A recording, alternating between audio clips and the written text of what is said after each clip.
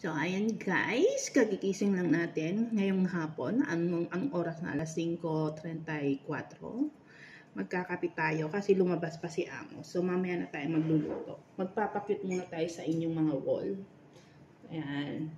Kape muna tayo kasi buong maghapon guys, sobrang sakit ng ulo ko. Di ko alam kung bakit. So, ayan. Kape muna tayo.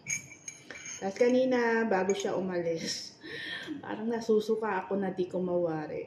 Biniro niya ako, sabi niya, buntis ka? Sabi ko, bakit?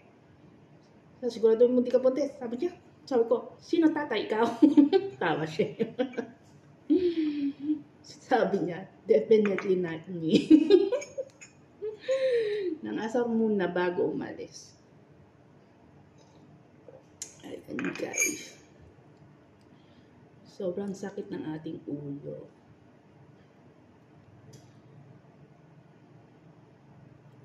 Kapit tayo guys. So mamaya pa siya dating ng alas 7. Ang gabi. So maya na ako magluluto. Ayan guys. Kapit tayo.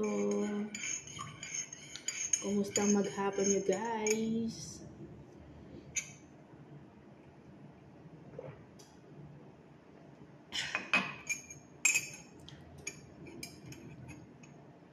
Sa lahat pa naman ang ayoko yung masakit ang ulo. Nakakairita kaya.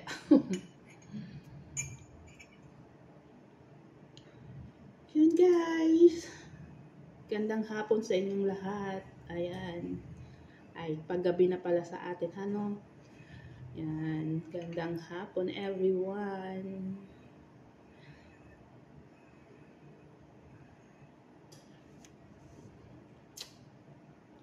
Wala akong maisip na content guide, kaya magaganto muna tayo, magpapacute. Ayan.